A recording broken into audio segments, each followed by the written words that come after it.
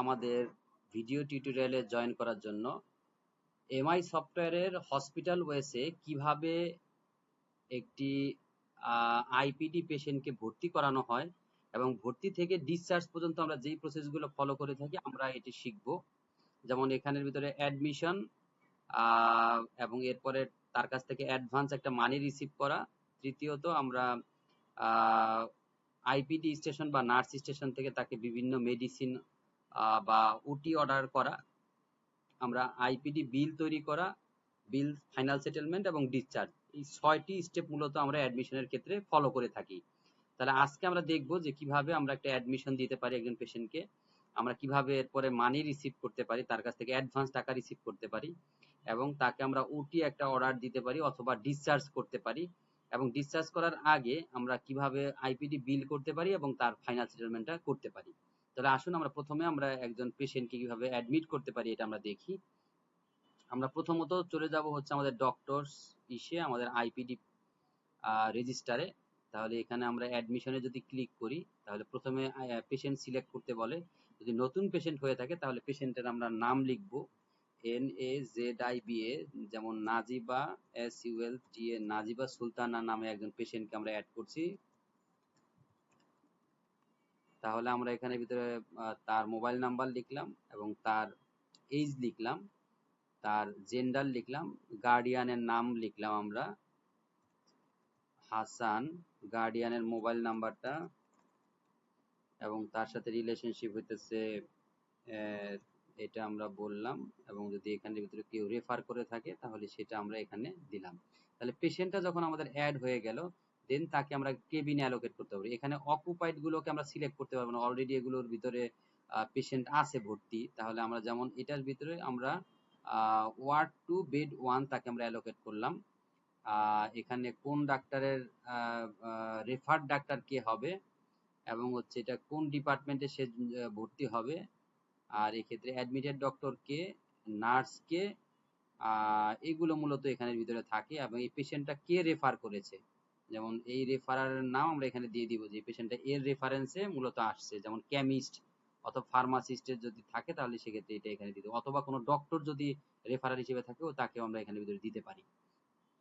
এটা হচ্ছে তার প্রাইমারি হেলথ কেয়ার নোট। এক্ষেত্রে তার হাইট কত, তারপরে হচ্ছে তার ওয়েট কত, তারপরে তার নর্মাল ওয়েট কত, এই জিনিসগুলো দিয়ে তার বিএমআই তৈরি হয়, এবং তার ব্লাড প্রেশার কত আছে এখানের ভিতরে, আপার এবং হচ্ছে লোয়ার কত, তার blood group, blood pressure type normal, আর অক্সিজেন লেভেল কত এটা এখানে দিতে হয়, পালস কত আছে এটা এখানে দিতে হয়। যদি জানা থাকে তাহলে ব্লাড গ্রুপটাও এখানে দিয়ে জাস্ট সেভ করে দিতে হয়। তাহলে এটা প্রাইমারি হেলথ কেয়ার নোট। আর এখানে হচ্ছে হিস্ট্রি নোট, যদি তার আগে কোনো হিস্ট্রি থাকে ইনফরমেশন তাহলে ওইটা এখানে ভিতরে দিতে হবে। যদি আমরা আগে থেকে সেট করে রাখি তাহলে এখানে সার্চ করলে ওই হিস্ট্রি নোটগুলো চলে আসবে, টাইপ করে দিতে হবে না। যদি না থাকে তাহলে এখানে আমাদের টাইপ করে দিতে হবে। একই রকম ভাবে assessment note, plan note, investigation history এটা এখানের ভিতরে দিতে পারি, যে সে যখন ভর্তি হচ্ছে তখন যদি আগে সে কোনো ইনভেস্টিগেশন করে আসে ওই ইনভেস্টিগেশনের রেজাল্টটা কি ছিল, বেসিক জিনিসগুলো এখানের ভিতরে দিয়ে আমরা সেট করে দিতে পারি। তাহলে যেটা হইলো তার একটা অ্যাডমিশন হয়ে গেল, এবং অ্যাডমিশনের পরে এই অ্যাডমিশনের লেটারটি ইয়ে হবে এবং সে এটা তার প্যাডে প্রিন্ট করে দিয়ে দিবে। তাহলে সেক্ষেত্রে এটা একজন পেশেন্টকে আমরা অ্যাডমিট করে ফেললাম।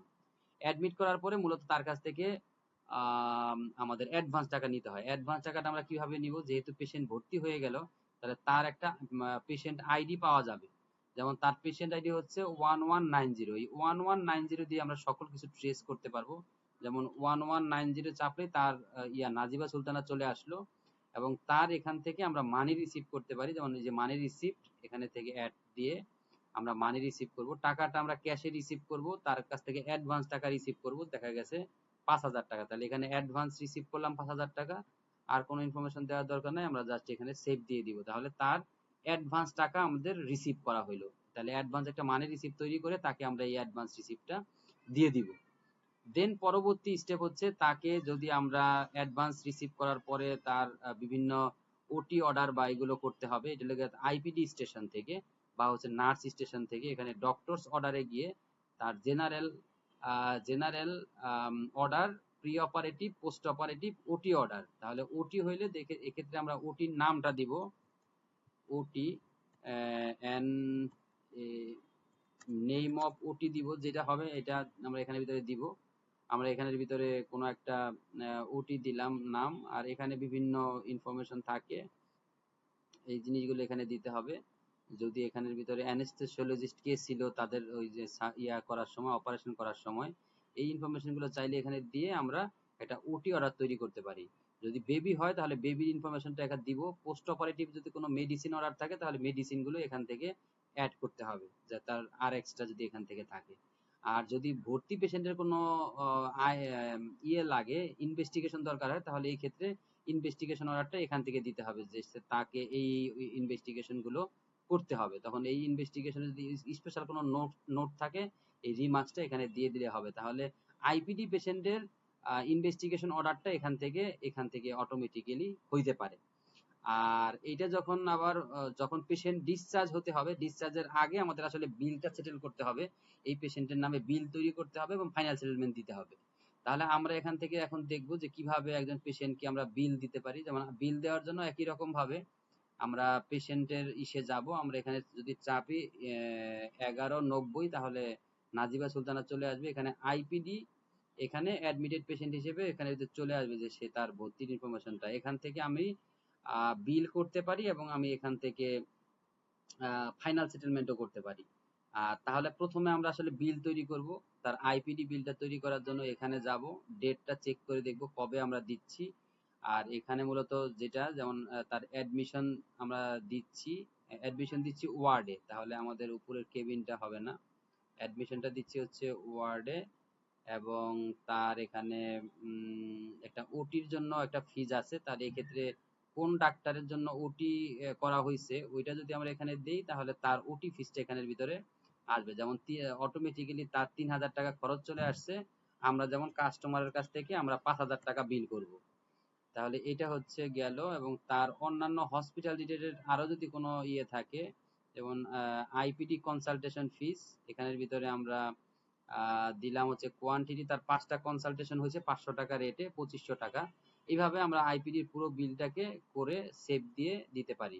তাহলে যেটা হলো যে তার আইপিডি বিলটা তৈরি হয়ে গেল। দেন আইপিডি বিল যদি তৈরি হয়ে যায়, তাহলে তার আমরা পরে যদি ডিসচার্জ করতে চাই, ডিসচার্জ করার আগে আমরা ফাইনাল সেটেলমেন্টে যাব। ফাইনাল সেটেলমেন্টে গেলে আমরা দেখতে পাচ্ছি তার টোটাল বিল কত হয়েছে, এবং হচ্ছে তার কাছ থেকে আমরা টোটাল এই পর্যন্ত কত টাকা রিসিভ করেছি। একটা জিনিস দেখেন, আমাদের এখানে রিসিভের কোনো ইনফরমেশন এখানে আসছে না। এর মানে আমরা যে অ্যাডভান্স টাকাটা দিলাম, অ্যাডভান্স টাকা রিসিভ করার ক্ষেত্রে আমরা মনে হয় কোনো একটা জিনিস ভুল করেছি। এটা হচ্ছে আমরা ইয়ে দেই নাই, আইপিডি নাম্বার দেই নাই। তাহলে সেক্ষেত্রে আমরা মানি রিসিপ্টে গিয়ে আমরা আবার এখানের ভিতরে আইপিডি নাম্বারটা দিয়ে দিতে পারি। যেমন এই পেশেন্টের 74 নাম্বার হচ্ছে তার আইপিডি আইডি। সেক্ষেত্রে আমরা আবার কি বলে, যদি পেশেন্টের ইসে যাই, তাহলে এখন আমরা আইপিডি সেটেলমেন্ট যদি করতে যাই, তাহলে দেখা যাবে যে আমরা ওই তার পেইড ইনফরমেশনটা পাবো, যে 5000 টাকা তার কাছ থেকে নেওয়া ছিল। এর মানে তার টোটাল বিলের আমরা একটা স্টেটমেন্ট এখান থেকে প্রিন্ট করে ফেলতে পারি। কারণ এই ড্রাফট বিলটা পেশেন্টরা বেশিরভাগ সময় চেয়ে থাকে। তাহলে এটা হচ্ছে আইপিডি বিল স্টেটমেন্ট। আমাদের টোটাল হসপিটাল সার্ভিস এত টাকা, এবং হচ্ছে কনসালটেশন সার্ভিসে এত টাকা, আর টোটাল বিল যে আসছে 7650, 5000 টাকা দেওয়া হয়েছে, তার রিমেনিং 2650 টাকা ডিউ আছে। তাহলে এইটার ক্ষেত্রে এইটা নিয়ে যদি কোনো ডিসকাউন্ট তাকে দেওয়া হয়, তাহলে এক্ষেত্রে আমরা ডিসকাউন্ট দিব। দেখা গেছে 650 টাকা তাকে ডিসকাউন্ট দেওয়া হয়েছে, তাহলে এখানের ভিতরে ডিসকাউন্টটা আমরা এখানের ভিতরে দিব, এবং 2000 টাকা তার কাছ থেকে রিসিভ করে আমরা তাহলে ফাইনাল সেটেলমেন্টটা দিয়ে দিব। তাহলে তাকে আমরা ফাইনাল সেটেলমেন্ট দিয়ে দিলাম, 2000 টাকা রিসিভ করে ফেললাম, তার ফাইনাল সেটেলমেন্টটা হয়ে গেল, এবং এটা তার ফাইনাল সেটেলমেন্ট স্টেটমেন্টটা চলে আসছে, তার ডিউটা 0 দেখাচ্ছে। দেন আমাদের পরবর্তী লাস্ট যে স্টেপটা আছে সেটা হচ্ছে ডিসচার্জ অর্ডার। ডিসচার্জ অর্ডারটা আমরা ডক্টরস থেকে আইপিডি স্টেশনে যাব, এবং আইপিডি স্টেশন থেকে গিয়ে নাজিবা সুলতানায় গিয়ে এই ডিসচার্জে আমরা আসব। এখন আমরা ডিসচার্জ অর্ডারটা তৈরি করে ডিসচার্জ সার্টিফিকেটটা তাকে আমরা দিয়ে দিতে পারি। তাকে যেমন ওটি কিভাবে করা হয়েছে, এবং সবশেষে যেটা কোনো একটা মেডিসিন যদি তাকে আমরা এখানে ভিতরে দিতে চাই, তাহলে এখানে মেডিসিন অর্ডারটা এখানে আসবে। ফলো আপ যদি থাকে তাহলে ফলো আপের নোটটা এখানের ভিতরে থাকবে। এখানে ভিতরে ফলো আপ এবং নোটটা ইনভেস্টিগেশন যদি দিতে হয় যে এই ইনভেস্টিগেশন গুলা করে পরবর্তীতে আবার আসতে হবে, তাহলে ইনভেস্টিগেশন নোট এবং ডিসচার্জের জন্য স্পেশাল কোনো নোট যদি দেওয়া থাকে তাহলে ডিসচার্জের এই নোটটা এখানে দিতে হবে।